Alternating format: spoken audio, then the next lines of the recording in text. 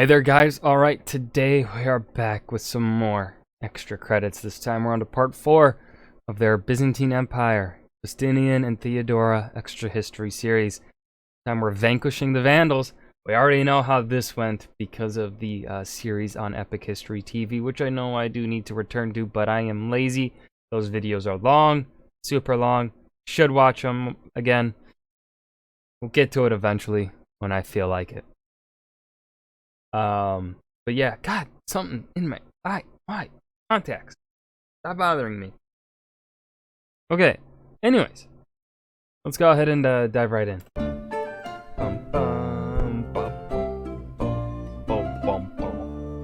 As smoke drifted over the city, there was a silence in Constantinople. The sort of silence that can only come after riot and clangor and death.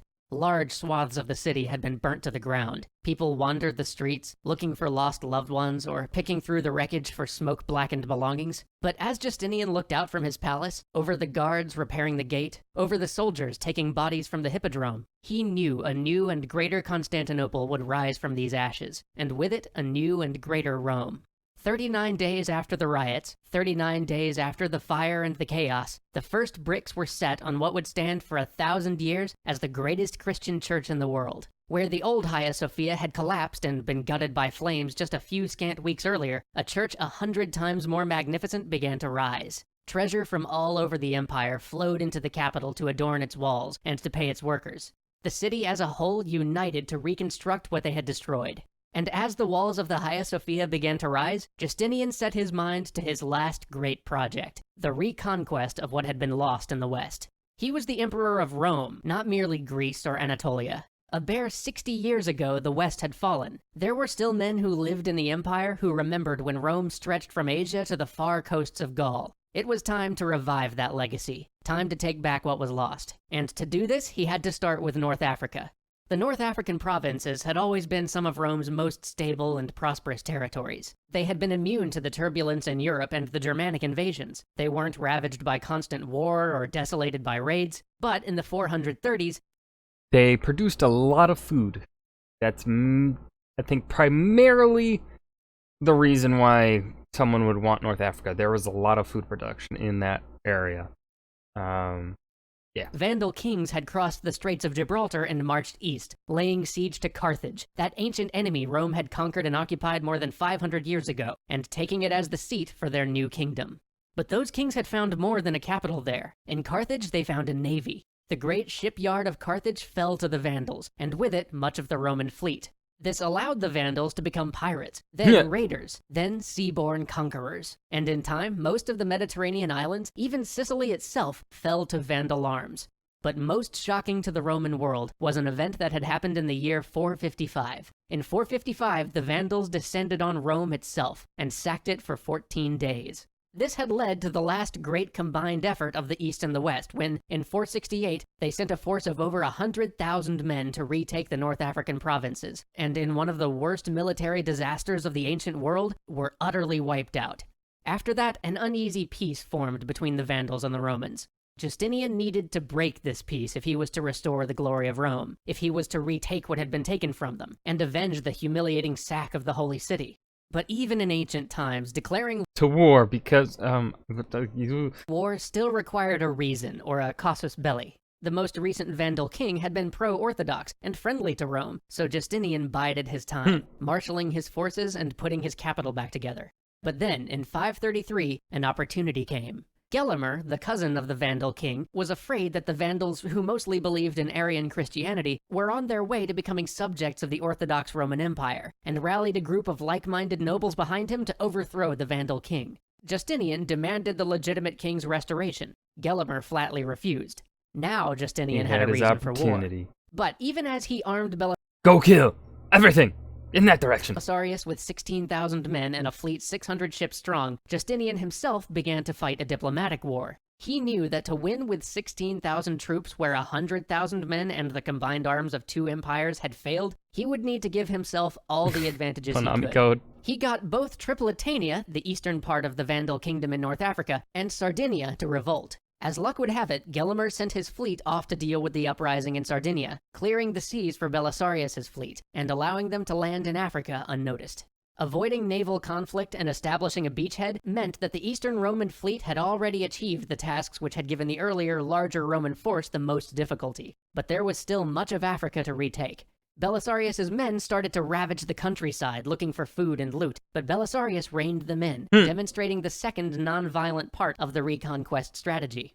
He told his men that everything they took was to be paid for. He told his men that they were liberators, not conquerors, and that the populace were to be treated like Romans, because they were Romans, just living under the Vandal yoke.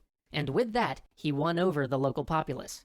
Towns were opened to him, grain and water were readily sold to his troops. He could start marching northwest up the coast. He would need to cover 150 miles to make it from their landing site to Carthage. But by now, word had reached Gelimer of the arrival of the invasion force.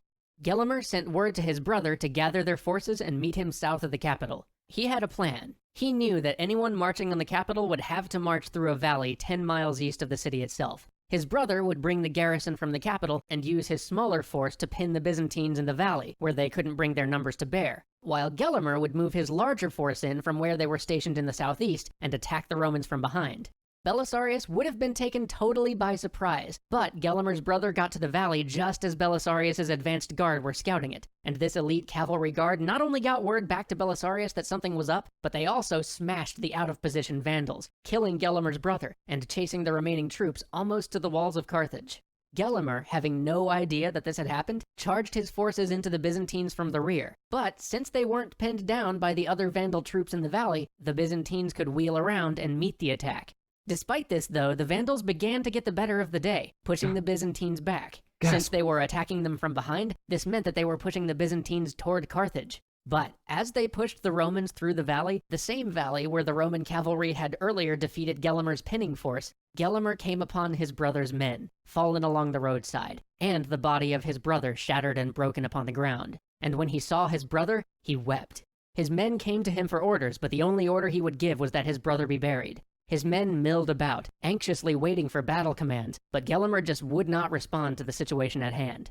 Meanwhile, Belisarius, having been pushed through the valley, soon found himself reunited with his elite cavalry force. With these reinforcements, he regrouped and charged the now disorganized Vandal horde. The Vandal army broke and scattered out into the countryside. This force of Vandals that had been one push away from cutting Belisarius off from his cavalry, and perhaps ending the life of one of the greatest generals of late antiquity, that had been one push away from ending Justinian's dreams of a reunited Rome, was now dispersed. A day later, Belisarius marched into Carthage to a people who welcomed him as a liberator and hailed him as a hero.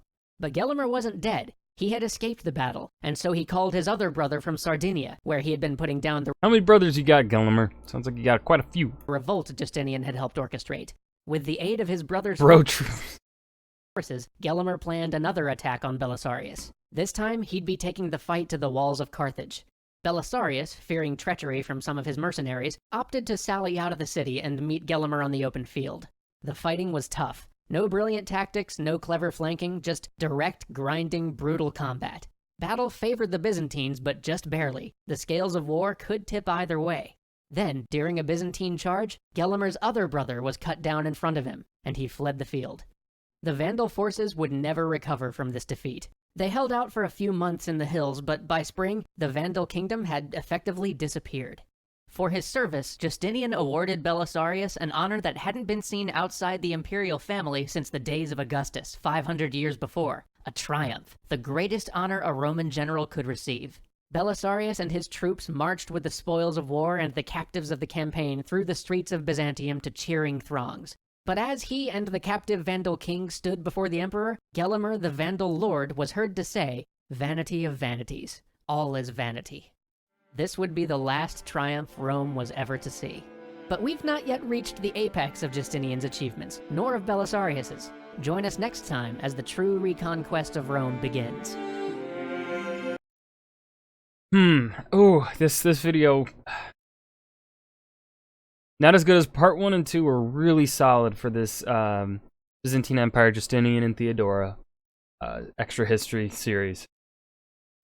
Part 3 was still pretty good. Part 4, I think, is a step down from part 3. Still good. I like that they are going into depth, but it felt like for this one that they may have gone a bit too in depth on vanquishing the Vandals. I think maybe we'll see how it plays out in the probably next 2 parts of the series. But I think maybe this video could have been better if it had just been paced as Belisarius's success in the West kind of thing. So the conquest of the Vandals and then the conquest of Rome, perhaps, would have been. Maybe they could have tied it in better that way. And this felt a little too. I don't know. It just felt like they were. I don't know. I wasn't as into it. Maybe it's because I also already know this story from Epic History TV, so perhaps that's why I wasn't feeling it as much. Where they were just pretty much saying the same details that we already learned from Epic History TV. So I'm iffy on it. I don't know what to think. But I hope you guys enjoyed. Remember to hit that like button and subscribe for more. And I will see you guys in the next video. Peace.